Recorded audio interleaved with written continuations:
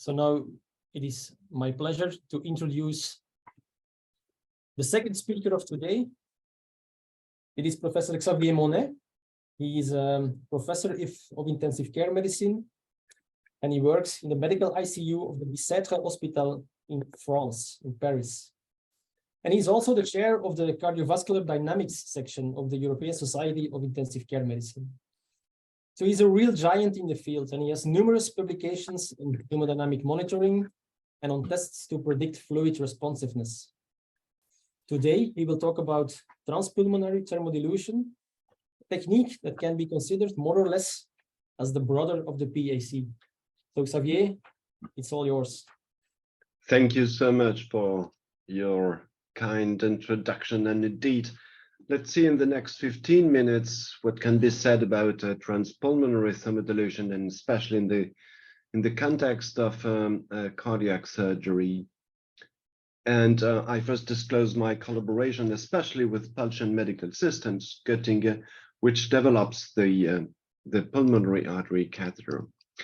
So let's imagine, basically, I'm an intensivist. And so let's think about a patient with septic shock, typical septic shock, early after admission. And this patient has low PF ratio and a high PEEP level. And he or she has already received saline and is under norepinephrine.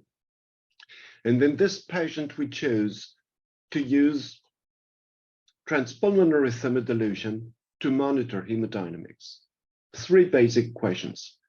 Which measurements does it provide? And you will get the answer to the poll that was asked just before. What may be the indications, and what are the complications and contraindications? In fact, such a device is a sophisticated or advanced hemodynamic monitoring device. I mean that beyond cardiac output, exactly as the pulmonary artery catheter, it provides many different variables. But the first is definitely cardiac output. However, it's very important to bear in mind that contrary to the pulmonary artery catheter, transpulmonary thermodilution measures cardiac output in two different ways: transpulmonary thermodilution itself and pulse contour analysis. Transpulmonary thermodilution is a derivation of the pulmonary artery catheter principle. Such devices require a standard venous catheter in the superior vena cava territory, which is a normal standard classical catheter, and an arterial catheter usually introduced through the femoral artery, which is a specific arterial catheter because at its tip there is a thermistor, I mean a thermometer.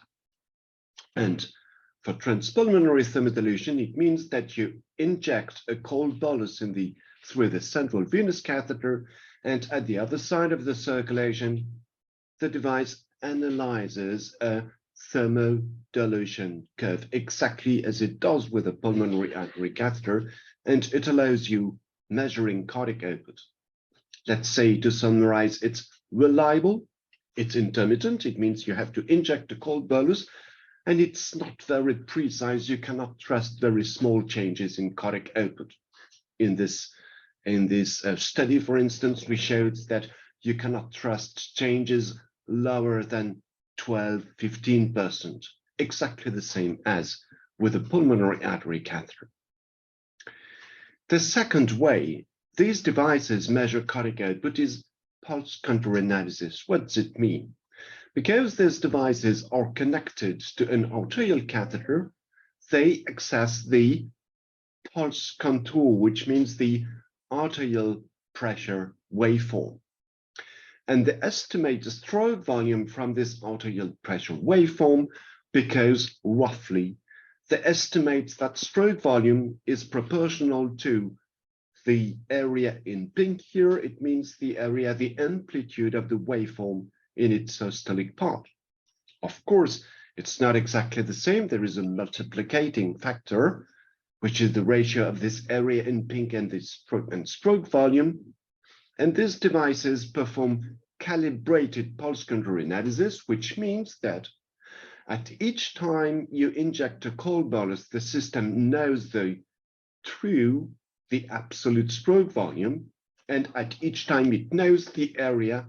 This is how it calibrates pulse contour analysis.